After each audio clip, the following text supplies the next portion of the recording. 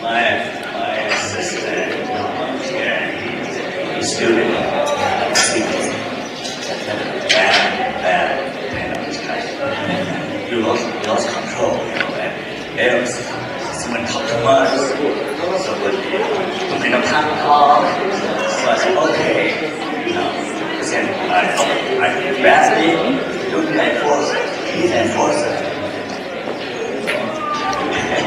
So we show equal opportunity and so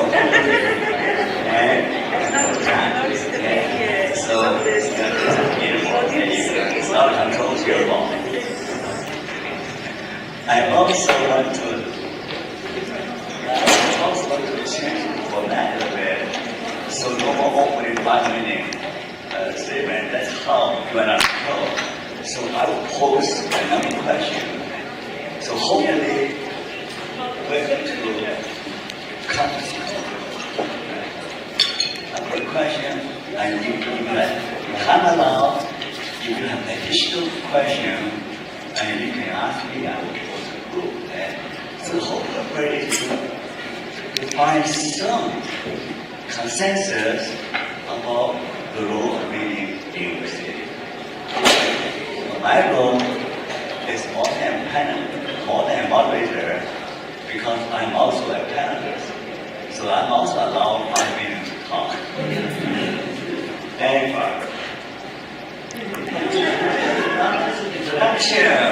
Come on, you don't interfere. Okay, so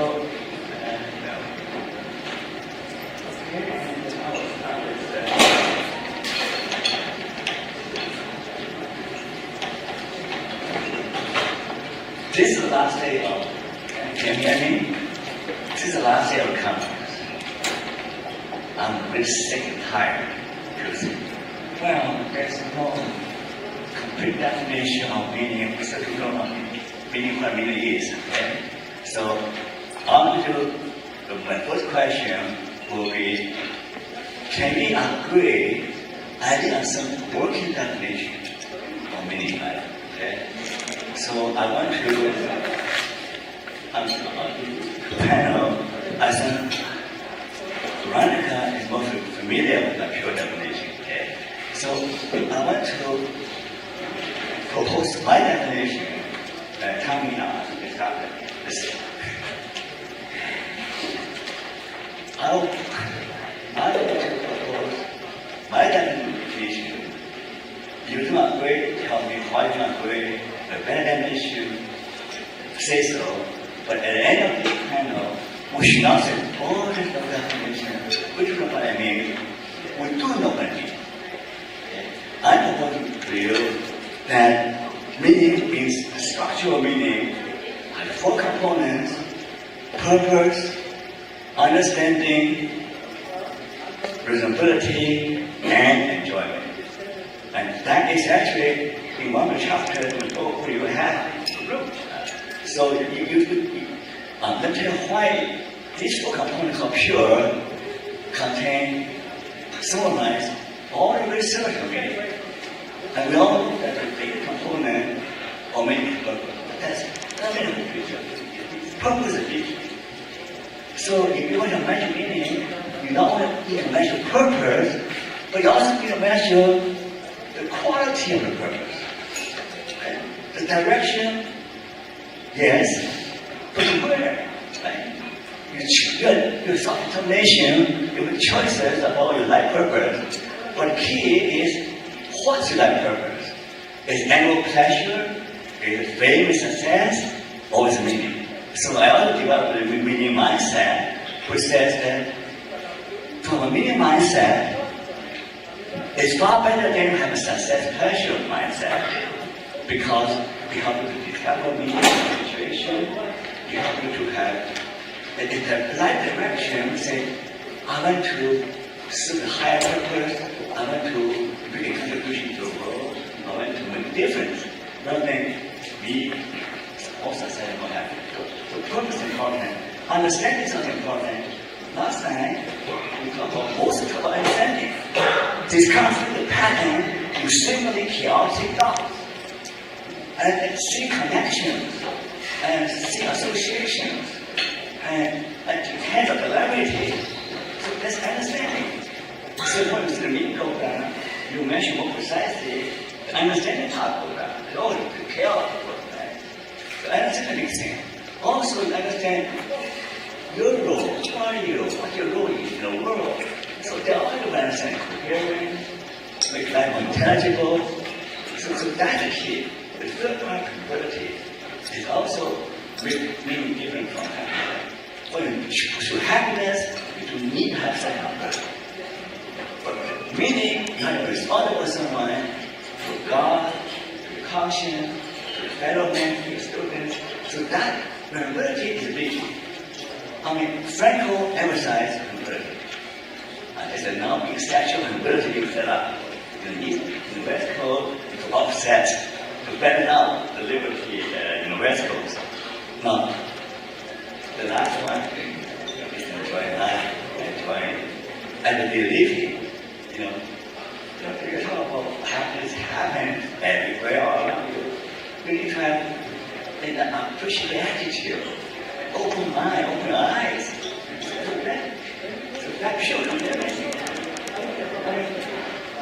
No definition, sure definition, read my book. Look at I'm so frustrated. If anybody come with a better definition, I will come talk to you. Okay? But the A is definitely is fine. Secondly, at the end of the day, somebody says, oh, there's no definition meaning sometimes meaning relationship, sometimes achievement, they're all part of it. So when I mean A, saying that the major source of meaning, achievement, goal striving, achieving goals. Secondly, relationship, belong to matters, belong to the community, belong to the group. Thirdly, intimacy.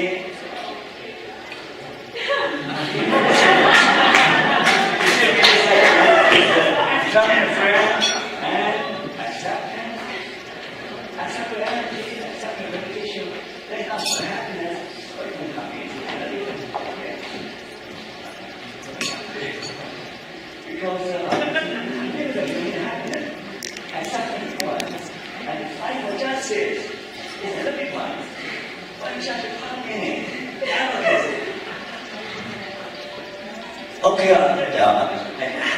of course, happiness, right? You're happy, okay, I yield. Everybody else.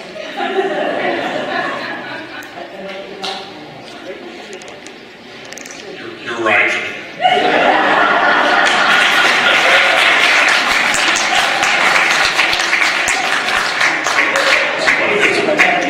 It's what I do. And I think, of course, it's possible to split hairs and make distinctions and on and on and on. But I'm a researcher and I give surveys to people, and if two measures correlate more highly than their reliability, they're kind of the same thing. And I think I've used different meaning measures and they end up agreeing with one another. So I found the piano yesterday provided me with my freshman course in Introduction to Philosophy. And there's a reason I didn't become a philosopher. Okay? So I'm much more pragmatic. And let's do the research. And you're right. And I yield to somebody. I yield to my Philosophy 101 instructor. So please change my grade.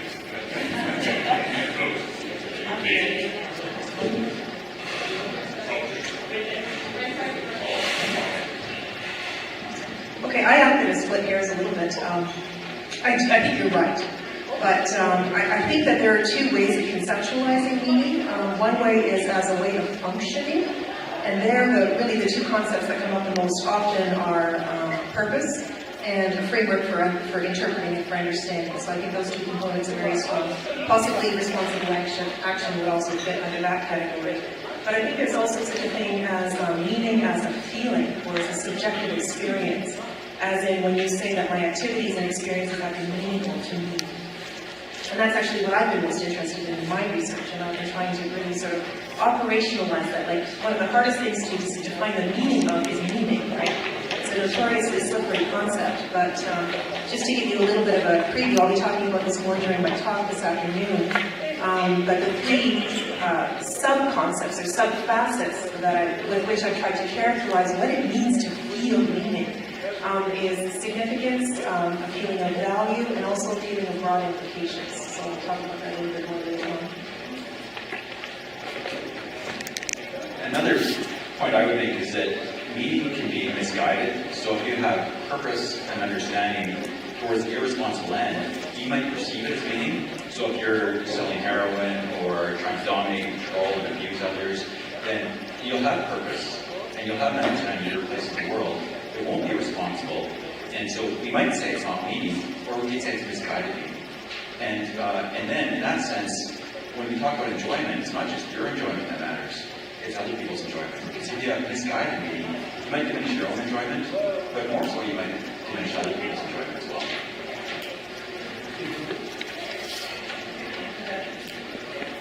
What do you say? My own thoughts go along the following lines of not defining what meaning is, because I was struck by what Laura said last night, that meaning is everywhere, it's in the air, it's finding the patterns. And so rather than trying to say, what is it, I look in context where it's lacking. So you don't know there's gravity around you until it's missing. And then you say, wow, what was that? There's something that's not right here. And so in the research that we do in our lab, we're looking at people who have been living their life quite fine until something shatters that. And then all of a sudden they realize there's something that's lacking. My life does not make sense. And what they're looking for is that sense of pattern, or that gravity. And that's the struggle. So rather than defining what meaning is, and it's going to be different for everybody, and in many cases implicit, we look at when it's lacking, and then how do people try to get it back? And in that sense, they can use their own definition of what is meaning, but it essentially comes down to finding that pattern, finding that sense of order.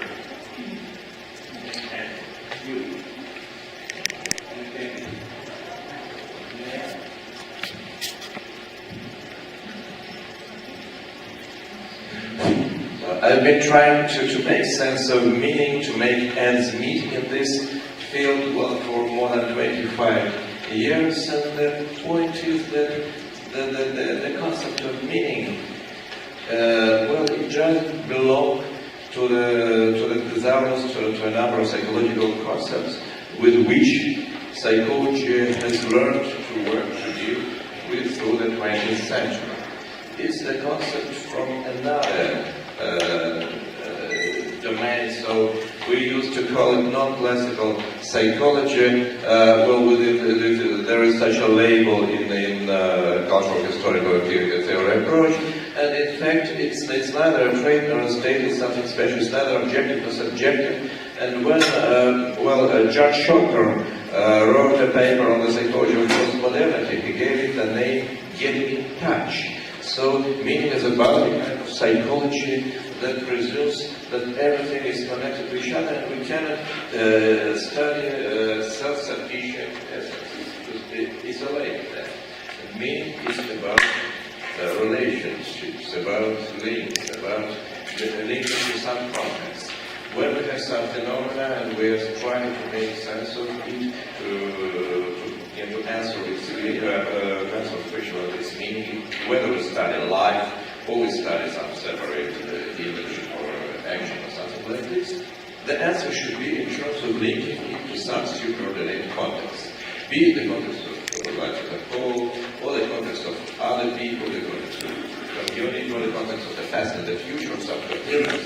Well, anyway, all this refers to meaning, and without those linking capacities, if we study any phenomenon in an isolated way, in human life is something isolated from everything, find no meaning. This is the only way to find meaning, is to study those references, or hyper-references. And there are objective correspondence. So I'd like to use the web metaphor, so hyperreference. Well, that is something that you establish, that you make on the website, but there must be some underlying objective correspondence that you just reveal. And you just make this hyperreference. You cannot deliberately make a reference of something to anything else. No, there must be some objective basis for this. But without some, you are taking action and doing this, there will be no reference. The same, just the same about the meaning. And the problem, answering the false question about the role meaning plays in human lives. Well, the answer would be that this role may be different.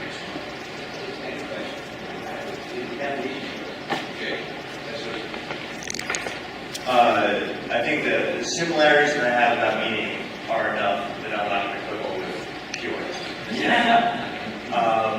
What I've noticed in this conference talking to people is, and this is what I'm speak to, is as I've sat in this one panel and now the second panel, is I feel nothing but empathy for the practitioners in the audience thinking, well, what the hell am I going to do with all these verbiage that's been happening in talk after talk? And even though I am a pure researcher and clinical psychologist, because everyone feels like I have to say that, so I feel like I should have to say that as well.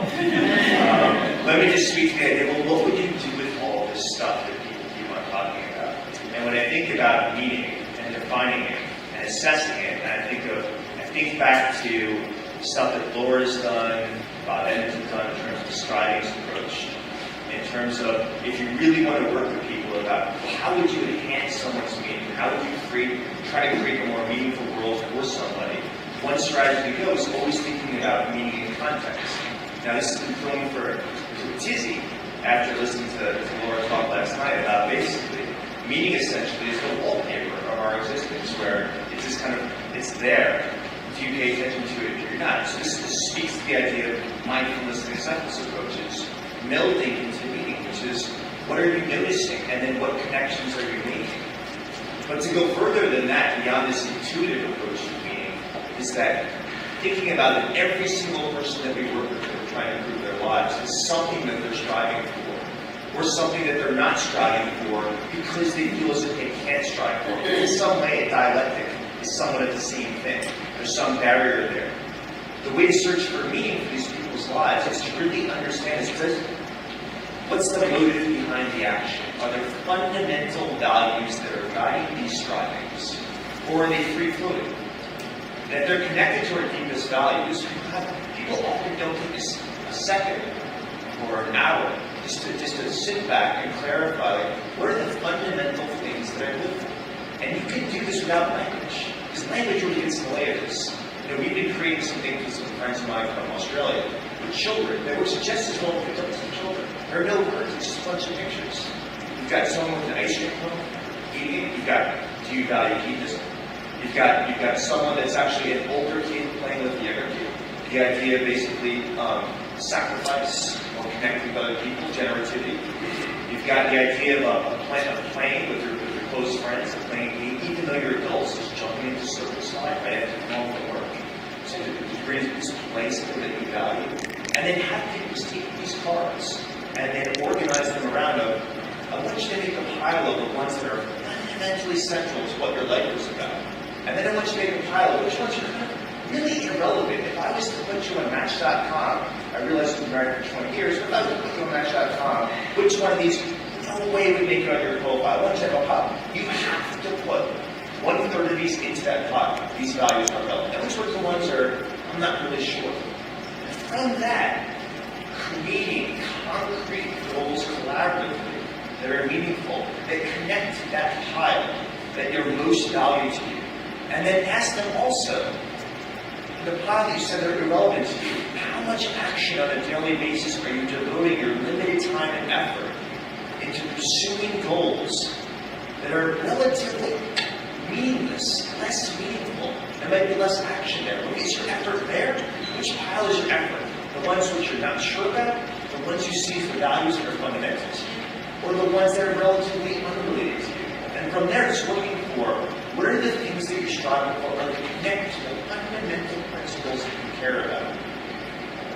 That's step one. And then afterwards, tracing.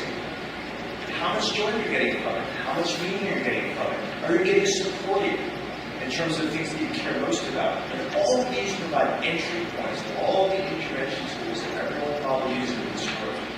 Just concrete things to work with. All this abstract philosophical jargon that makes me want to reverse my LASIK surgery and doing it. So we can use this stuff to actually change people's lives. It's not just abstract stuff or books.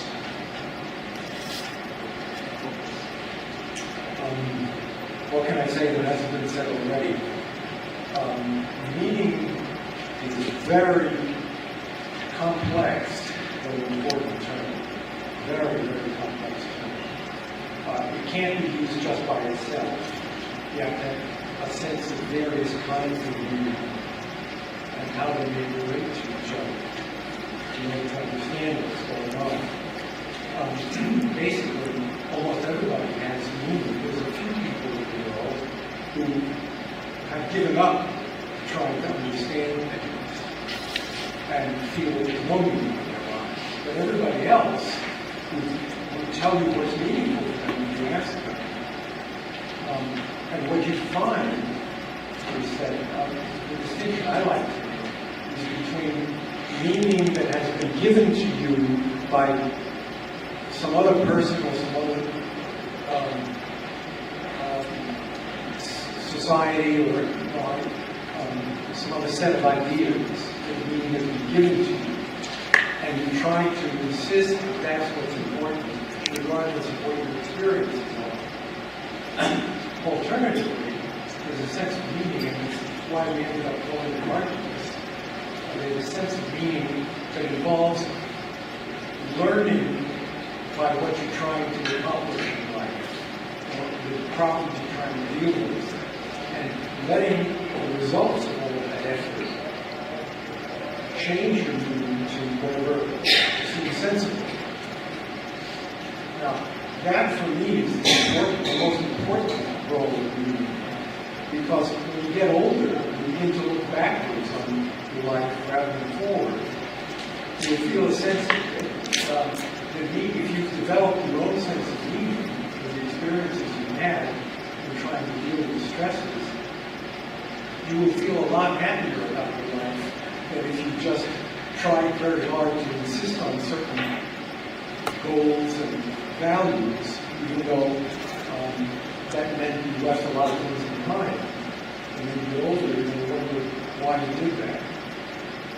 So all I can say is that meaning is a very complex concept, and you need to look at different kinds of meaning and the roles of those different kinds of meaning in performance, health, stamina, sense of accomplishment. I might add just one thought. As Sal was talking, and also some of the other ideas about this. I've always thought about meaning as this subjective judgmentness, an aspect of awareness in the way that, like Eric Klinger talked about it. But it is interesting, and I think that within positive psychology, there's been some tension between this notion of subjective state versus some objective, like the really meaningful life versus the one that the person feels is meaningful.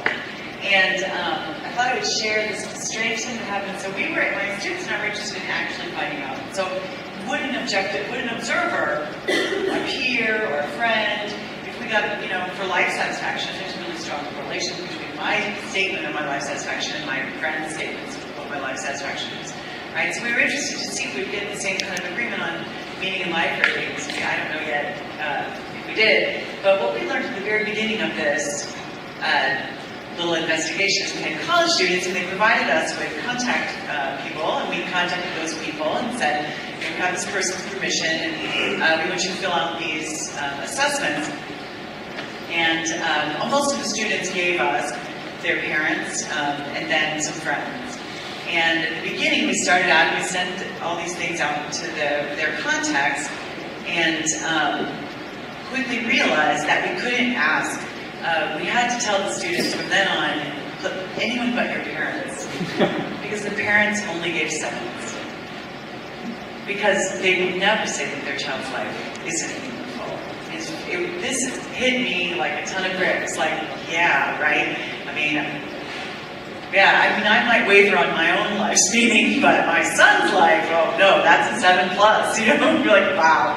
And I think that if we think about the way we think about the meaning of other people's lives, it might help us maybe learn some interesting things about the meaning of our own.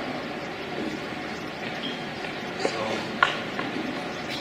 you could send those surveys to the parents of the person that your participants are dating.